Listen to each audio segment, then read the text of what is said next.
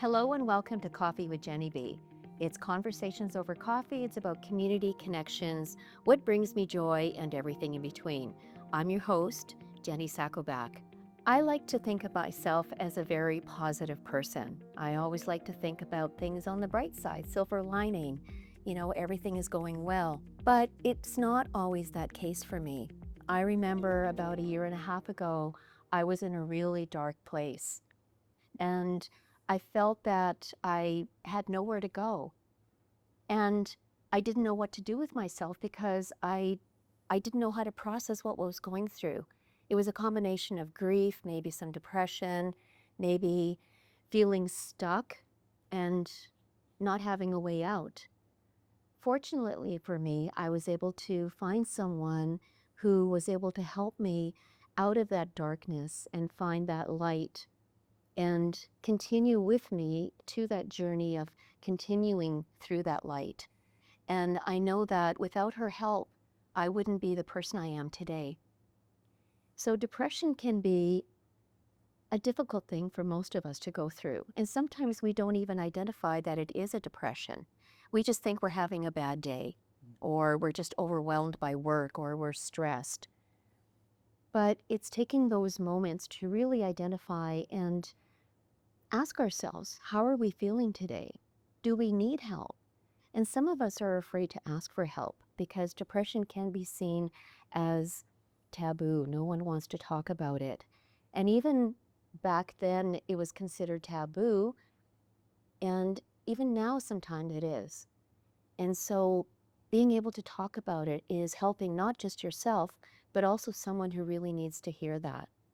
My guest today is someone who has his own experience with depression, and he's able to find the help that he needed and to be able to find the light that has brought him the joy that he is now experiencing. He's a visual artist and director of communications for MB Churches of Canada. Please help me welcome Carson. Hey, Carson. Hey, Jenny. So good to be here. I'm glad you're able to come, and I'm happy to have you on my program. So when I mentioned about depression and going through the darkness and finding that light, how were you able to, first of all, identify what you were going through, and how were you able then to find that light and the joy? Well, let's start at the beginning with attempting to identify what was going on in my mind and my heart. And I think looking back, you have the luxury of hindsight. I think that I had anxiety most of my life and just didn't know it because you function, you get through, and your normal is your normal. And so around the tail end of 2018, leading into 2019, I'd been in a new position, the one I hold now actually, and been doing an awful lot of travel. I probably traveled over 100 days in that year. And the workload was a little bit more than I was prepared for. And all of those stressors just brought a lot of things to light. And then the COVID-19 pandemic brought everything into sharp focus. Yes. And there was a time when we were deep in the heart of COVID-19, meeting virtually, isolated. We all experienced that. Mm-hmm. That it became abundantly clear to me that something wasn't right. Like, it's interesting that it took something like that to finally make it real to me. And you'd use some words in your introduction about, it being a dark space. And it's definitely how I would describe it. I was in a dark space. Yeah. A lot of negative thoughts, really bad self-talk, the kinds of things you say to yourself that you would never say to a loved one, and you wouldn't even say it to a casual acquaintance or somebody you don't particularly like. Mm-hmm. But you don't mind, lashing out towards yourself with that stuff. So there was a lot of that. I was losing some weight. I was kind of struggling to sleep and eat. And when I had finally built up the courage to tell people, like my wife and my family, and I did share with the kids everything, and I did my best to be very transparent, they encouraged me to seek help. And so I spoke to a family doctor who prescribed some medication to get me started and to see how that might work. And of course, we all know that with the medication, there's a bit of experiment in finding exactly what works for you, but we did find something that was working for me. Also took a little bit of time off work, and then I engaged with with a therapist and had some sessions with him, and those things over time did help. And I think the key to all of it was long term, because you had to begin identifying your triggers, your the ways that you struggle, and what things do and do not work as far as coping mechanisms go. So it was a lengthier journey than what that might sound like, but identified it probably most acutely because of the pandemic. Yeah. hmm Yeah, it's interesting you mentioned the pandemic, because that, I think, was a time for many people who perhaps didn't realize that they were struggling, but now that you're isolated, you don't have the same experiences. You can walk amongst others and, paste that smile on your face, and everything's fine. But when you're forced to be alone, you have to face those demons inside of you. And sometimes you don't know how to deal with that. And of course, during pandemic, you couldn't really reach out to anyone. So it's a difficult journey for someone to try to get the help that they need, and sometimes not even realizing that they actually do need help. Because we're great to say, how are you feeling? Oh, I'm fine, I'm okay.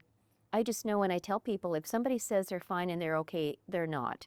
You need to really ask those questions. Yeah, I believe that being around people and in community can be a good thing, in a sense that perhaps you might feel a sense of belonging. Unless you are an extreme introvert, you might not appreciate that kind of thing, but you feel a sense of belonging to a community. But at the same time, it's exactly, you just described it, getting out into community can be easier to avoid your issues, your concerns, the things you don't feel like facing. And then when you have that isolation, the only one, in most cases, you can talk to are your immediate people or yourself. And then that's when you have to face up with, some of the things that were most difficult and you didn't mind avoiding in group settings and in community settings, right? Yeah. Yeah.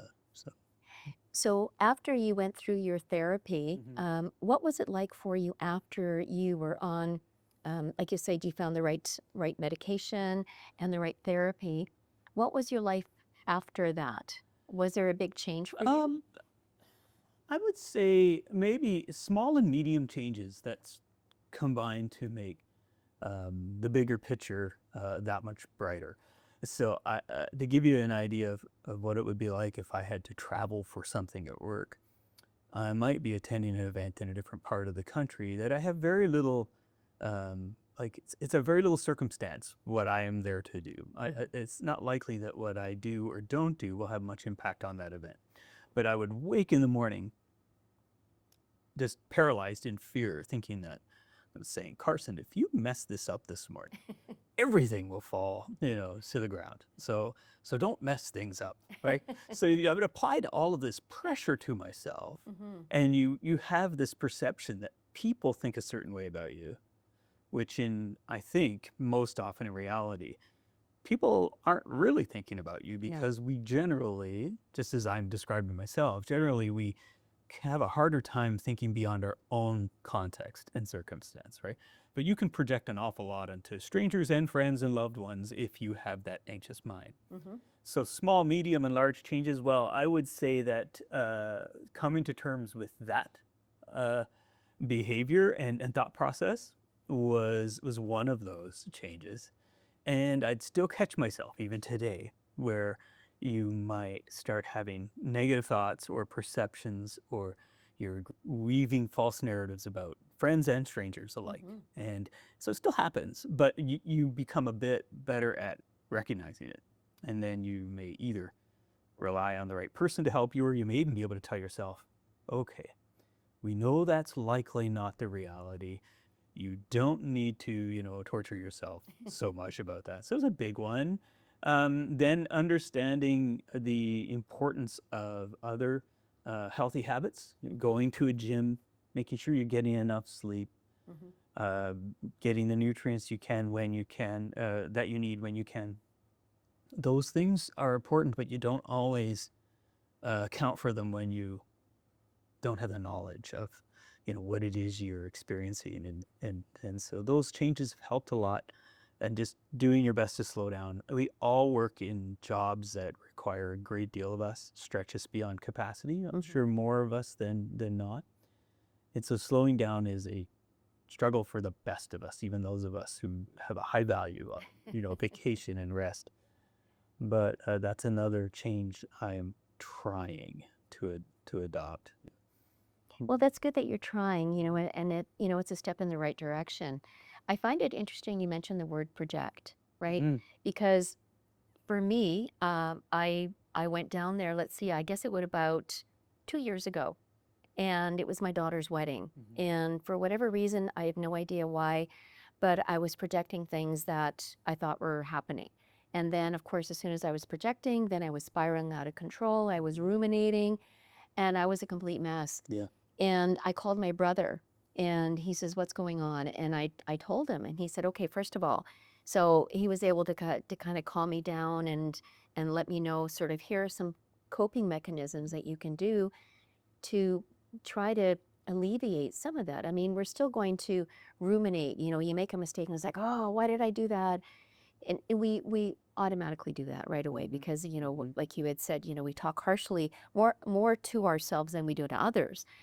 But it's taking that step back, like you said, to kind of take a step back and, all right, it's not as bad as we think. And you're right, people think more about us than they actually do, but half the time they're not even paying attention Mm-hmm. to us.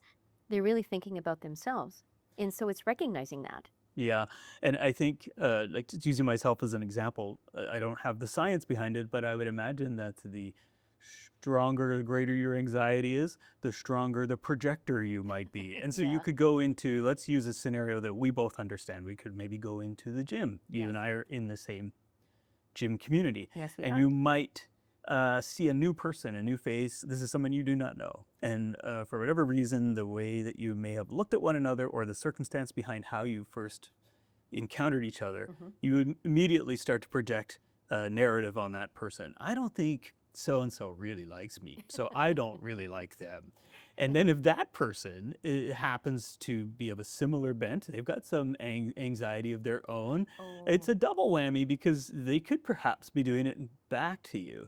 And there's this idea that we like to be able to assume the best or hope for the best in everyone, yet I think it's so much easier to assume the worst in others oftentimes. And so we find ourselves in all kinds of crazy scenarios where things can get bent out of shape before you've even said two words to each other. Yes. And I'll live in that space where I need a week or two to mentally get used to a new person in my gym or a new person in whatever space. Yep. Before I can either open up to them or break down that perceived or imaginary barrier I've created. And I think there's more of us that do that than we might expect. So Well, and more than we care to admit. right. Right? Yep. And when you actually do have the courage to have that conversation, you you realize like the other person felt the same, and then you can sort of laugh about it, Yeah. right? But Yeah. yeah, sometimes you don't have those conversations. Because could you imagine like a society or a place where we lead with humility instead of ego or shielding whatever's really going on in our hearts and minds? Because if we were real, and I'm not saying I'm real, but we would say something more like, "Oh, Jenny, I've been worried about talking to you for the last few days. I've seen you in the gym, and I actually thought like you might be this kind of personality, and I'm sorry, I realize you're this personality." But more often than not, we just protect ourselves to a point where we do more harm to ourselves than good. So I'd like to try to be I'd like to be more of a friendly neighbor, Okay. but I don't know that I'm there yet. That's okay, but you identify the fact that you would like to be that Yeah. person. Yeah. I think you hit the nail on the head in terms of, putting ourselves out there, because one of my favorite authors, Brené Brown, talks about vulnerability and imperfection. And when you're vulnerable, you're opening yourself out to be hurt. Yeah. And even though people may say, okay, this is a safe space, we're here, at the same time, you're like, oh, I don't know if I really want to put myself out that much. And so, like you say, you protect yourself because you don't want to be hurt.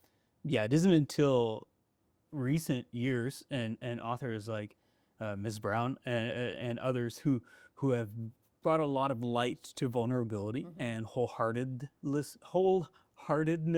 is a term that she will use a lot. If you can say it, you could potentially be it. But and also, even if we go back and look at like biblical scripture, when I'm weak, I'm strong. We have that flipped as human beings. Our human failings is to think that one must be strong at all times, and to be strong is, sort of conventional ideas of strength. I am physically strong, or I am strong-willed, I'm high capacity, I'm not fazed by other things. But there are people like that, but a lot of us, we're going to struggle with those things off and on. And if we could embrace weakness as a strength, and I don't even know if I want to say weakness in this context, but if you can embrace vulnerability and honesty as a strength, I think that altogether we get along a lot better and break down barriers between people, and then perhaps things like high anxiety, depressive episodes might be lessened or easier to navigate. It's just a hunch, because I know myself, I'm not there yet. And again, like I said earlier, we're our harshest critics. So maybe I am further along than I think, but the idea of seeing yourself as self-aware immediately in my book makes it seem like you don't have a clue, because one should not know they're self-aware. So I'm trying my best to be vulnerable, to break down barriers, but at the same time, I know I keep putting them up from time to time. But society says, be tough, be strong, don't share. Well, and it's a process. I mean, things don't happen overnight. And and I think you had mentioned before we started our interview that there was an episode that you had back in 2019 that was a dark place, that you were able to come out of it, but that recently you also experienced a little about that. So tell me about your recent episode. Right. Sometimes these things come back around, and I hesitate to say it out of, I wouldn't want to make anybody afraid or to make them think that, you're never rid or free of anxiety and depression, because I don't imagine that is the truth. But you will see these things come back around, because a lot of times they're circumstantial. And we use the word triggering or triggers these days, which I think is a pretty accurate word, but it's based on circumstance. So if you have some things happening in your life that tend to sort of pile up or let's just say get under your skin, or bring up those negative feelings from the past, it's very likely they're going to resurface. And so for me, particularly in this summer of 2025, we took our daughter to University in Toronto, and we're here in Winnipeg, right? So it's a bit of a lengthier drive, and there's a great distance. So you feel that distance, and she's the first of our children to move away from home. So that being one of perhaps a handful of different circumstances caused me to dip a little back into depression. And I struggled almost to the extent that I struggled back in 2019. But I would like to think that I learned a few things from the first go-around. Coping mechanisms, knowing who to talk to, when to ask for adjustments to medication, things like that. You become a little bit more vulnerable and open to seeking help, either with your doctor, family, friends. And because of that, you can get through it again, or maybe even feel it less and maybe it's less intense than it was the first time around, because you're equipped, right? You're prepared. Yeah. Yeah, you got the tools that have helped you the first time, and so you sometimes understand, or maybe you're aware that, okay, so I'm starting to spiral, I'm starting to, sink deep, and so you can pull yourself back a little bit and realize, okay, so I've done this before, I know I can do it again. And it's giving yourself that positive self-talk versus the negative self-talk that Mhm. sometimes we can do that. Yeah, and self-talk is an important part of the puzzle, and positive self-talk especially Yeah. can really help you.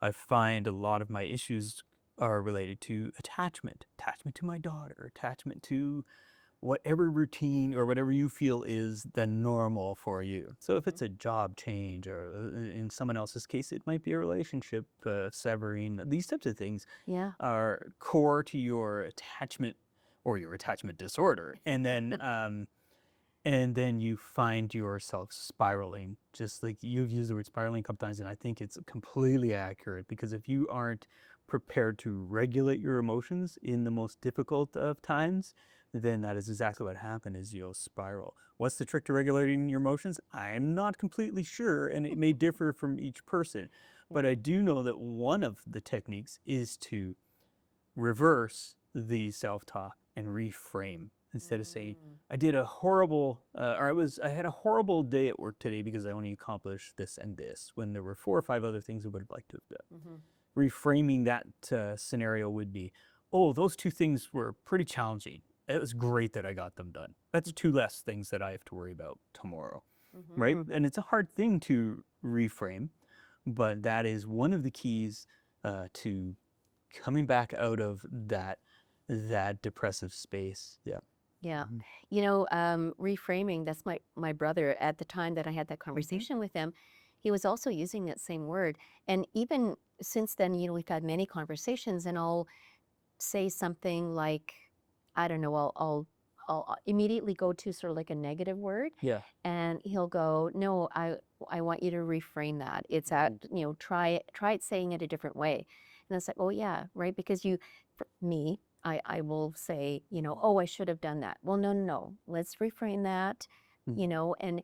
And so it changes your perception of how words can make Yeah. such a difference in how you're first of all reacting to yourself, but also how you're presenting yourself to the world. If we take just a moment to focus on folks like your brother, Okay. somebody who is either a therapist, has those gifts and training, or has, let's just say, the heart of a therapist, Yes. they can speak to you in a way where they encourage you to make those changes. Mm-hmm. Now, I've had people say, Carson, you just need to smile more.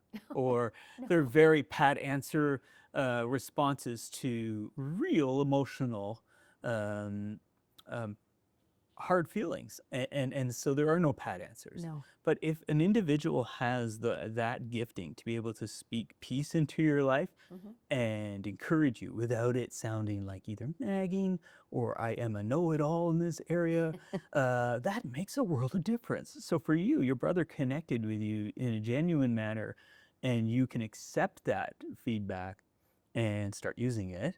Yeah. And so I guess I'm just saying, I thank God for people who display those personalities, that have those mannerisms, and can speak to us in that way where we can accept it, because we don't always accept advice, and sometimes the hardest person to accept advice from is the closest person in your family or yourself, or because Mm-hmm. we seek the either the approval, the advice, or the understanding and validation of strangers and professionals. But if you listen closely to somebody who has that peaceful presence in your life, Mm-hmm. wow, that's a gift. That's fantastic. So I'm grateful your brother was able to be that for you. Yeah. Thank you. Yes, and I'm grateful as well, and I'm grateful that you were able to find a therapist that was able to work with you, Mhm. and not just a therapist, but I know that your wife and your children have been really supportive of you as you've been going through this journey. Yeah. It has to be difficult for people who are alone in this journey. And it's a hard thing to encourage somebody who feels alone to find a friend. Mm-hmm. That's the last thing on earth you want to do when you're depressed. A lot of us will isolate and Mm-hmm. crawl into our own minds and Yes. not want to share anything with anybody. And Right. if you physically live alone, or if you don't have the same network of people that some of us have, gosh, that's got to be hard. So my heart goes out to anyone who feels very alone. But I still give the advice, or I still say, even if it sounds like the pat answer I still say no one is alone in this. Mm. If you can find it in yourself to ask for help, you'll receive it. Because nobody wants to feel this way. No. And no matter what you are projecting on that person, I will guarantee you they're not going to say to you, well, that's your problem and not mine. They know, we all know as human beings, what it's like to hurt, to suffer, and to feel grief and sadness. And I firmly believe that no one would leave you out if you asked for help. The hard part is just getting to that point and having that vulnerability. That's a hard thing. That's not easy. No, it's not easy. And in addition to being vulnerable, it's having the strength. It's having the courage to say, I need help. Yeah. And being being able to receive it or accepting, if you will. Yeah, the same way that we project any number of things on people, we'll often project that those around us either A, don't need help, or B, don't want to offer us help, or even that everybody else is better off than us. But every human being is suffering, or every human being is struggling with something or has. And so reframing and thinking differently about those around us could be the first step towards asking for help.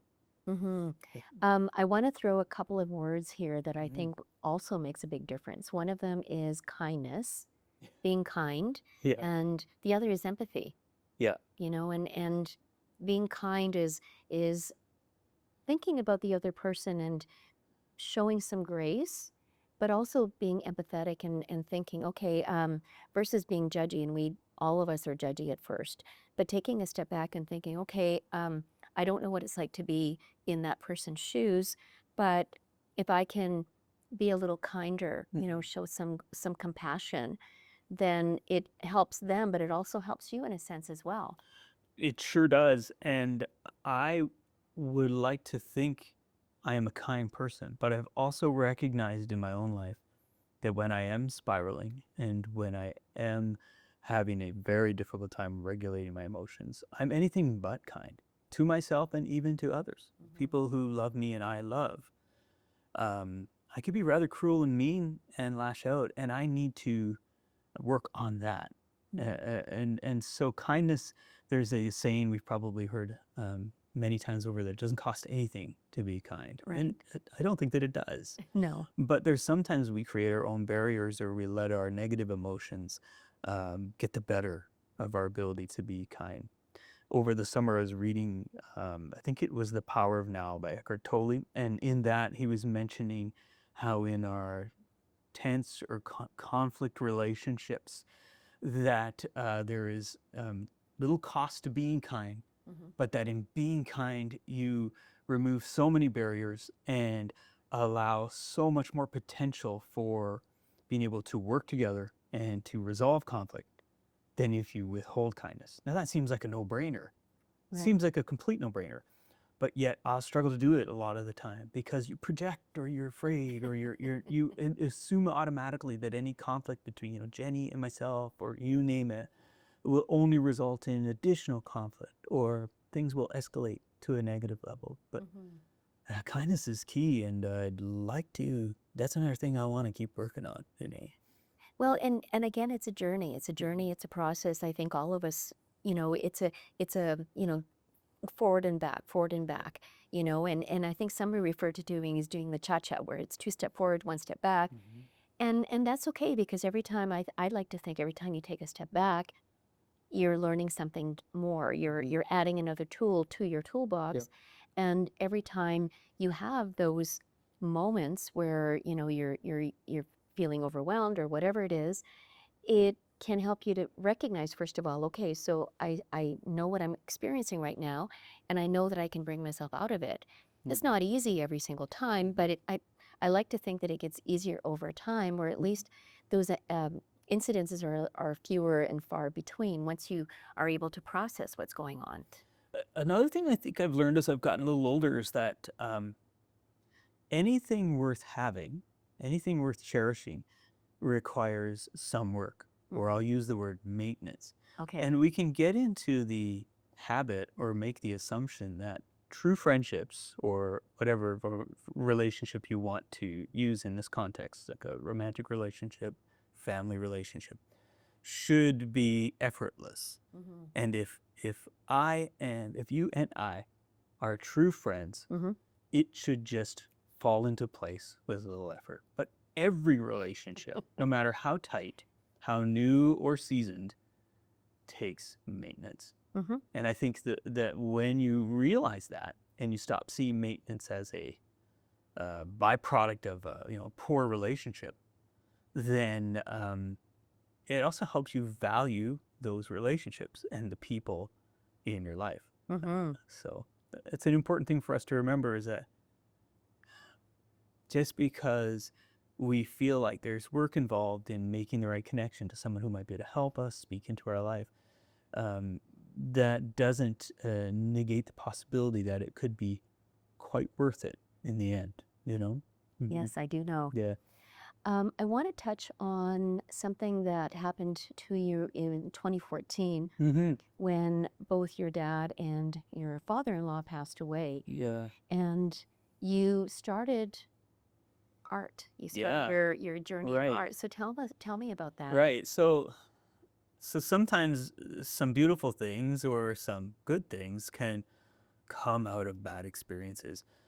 My father-in-law had passed away when our son, who just turned 22, he was only a year old, so he's been gone over 20 years, and that was challenging in itself. He lived here in the city with my wife and I, and so we had like the luxury or the privilege of having that family close, whereas my family lived off in Ontario. So we missed him when he was gone, and that was a long period of grieving. We still grieve that loss. And my father died rather suddenly in March of 2014, and that one hit me quite hard because it felt far more unexpected, which you will often equate with being unfair, right? And so it was a difficult process, as it would be for anyone who's gone through this, to plan funerals, to work through estates, to do all of these things that happen to happen very quickly, and so when I'd finally gotten my head above water and started thinking, like, what am I going to do now? What is life like now? I don't have a father, and I was lucky to be into my 30s at this point, where some folks will grow up without a father figure, but it's still a challenging reality for me. How am I going to cope with this grief? I did two things. I started running, so I would run 5 kilometers here and there, and then I would lengthen that out, and I would do some half marathons over the years, and I found that was helpful, very helpful, because you do a ton of thinking. And the other thing I did was I got back to drawing. I'm a fine arts graduate from the University of Manitoba, and I went that route because I could draw with a pencil or a marker, and I became a graphic designer, and then I moved into this more commercial side of art. And so I'd become disjointed, disconnected to fine art and more traditional ways of doing of creating. And so I just started picking up a pencil and drawing more, and not really knowing where to start and what to do. I gravitated towards something that my dad really liked, which was birds. And so 2014, maybe spring or summer of 2014 is when I started this. Since then, I have drawn hundreds and hundreds of birds. Like, I have completely lost track, and some of them are tattooed on my body, and they can be shipped off all over the country to people who may want a bird on their wall, and that makes a great that makes me feel great, because it all goes back to doing this for Dad. Yeah. So he loved cardinals. So every year, maybe a couple times a year, I'll be sure to add some cardinals to my repertoire, and drawing does similar to what the running does. It gives me a couple of hours to do something with my hands and to check out from the regular day-to-day, and just go wherever my thoughts lead, and sometimes they lead back to him, and other times they lead me in other positive directions, but it's a positive activity. I can think of so many other things I could be doing with my time that don't, bring me that kind of joy. And so that brings me peace. And I understand exactly what you're talking about because when I'm feeling stressed and overwhelmed, I bake. Mm-hmm. And for me, it's that meditative. It's just I concentrate on exactly what I need to do because baking's a science. So you want to make sure that Yeah. you're checking the temperature and you're checking that nothing's burnt and the ingredients are exactly what they need. And so for me, it's just that's all I do. I just all my ingredients. I work through it. My hands in there getting dirty and in the dough and all the rest of it. And the nice thing about that is that the end product is baking that I can share with others, and it's Yeah. always I give away the baking. Yeah. And my husband's like, "Why are you giving away all the cookies?" But it's that process and I know that when I feel that I need to get out of myself, Mhm. I'll bake. Funny thing, right? Because our day-to-day jobs could have a dozen variables and details that require our full attention. And you might enjoy your job, but you will still feel that it is work. Mhm. Um, and then what you just described is equally as detailed. There are calculations to make, there are things to pay attention to, and Yep. there are a whole bunch of different things going on at one time. Different burners are going, and the Mhm. oven is got to be preheated to a particular temperature. But there's less. There's no burden in doing that. No. You don't mind spreading your attention in all those areas because it's bringing you peace and joy. And Mhm. then just as you said at the end, you share that with somebody else and bring joy to another person or family. And yeah, it's a cool thing to be able to do, to kind of step out of the everyday and pour your full attention and your heart and mind into the things you love. And if you have the time and opportunity to do it, you're a very lucky person. Absolutely. Mhm. Tell me how important joy is to you. Right. Joy, first off, is not to be confused with happiness. Or sometimes, if I am trying to describe joy, I feel like it's closely related to contentment and peace than it is happiness. Mhm. And so, and maybe it's your birthday, and that's one of the happier days you've had this year, or a family member comes to visit, you're very happy. Mhm. But that's fleeting. And any of us who've had depression or anxiety, or just if you are a human being, you have experienced how fleeting happiness can be. Yes. But joy is, you'd hope, to be less temporal, more eternal. And so that is a long term journey. It takes considerable happy days and not so happy days to bring joy into your life. And joy also comes rather close to gratitude. And if you can find things to be grateful for, even in those less than enjoyable times, then I think you can look back long term and say, yeah, I think I may have experienced joy here. And I think I have, more to be grateful for than to begrudge. And again, none of that stuff's easy. None of that stuff is hardwired into our, brains. But it comes with time, a little bit of effort, some maintenance, and just an understanding that even though we have difficult days, we can still be people of joy and still have peace and contentment. Well, thank you so much for that, Carson. And thank you so much for being here and sharing your story. I know it probably wasn't easy to share, although it may get easier over time as you do share that. But I appreciate your honesty and your vulnerability, and I appreciate you being here. It's my pleasure. This has been a lot of fun. Thanks for having me here. And I just have had a great time. So, this has been Coffee with Jenny B for the Multicultural channel. I'm your host, Jenny Sakoback.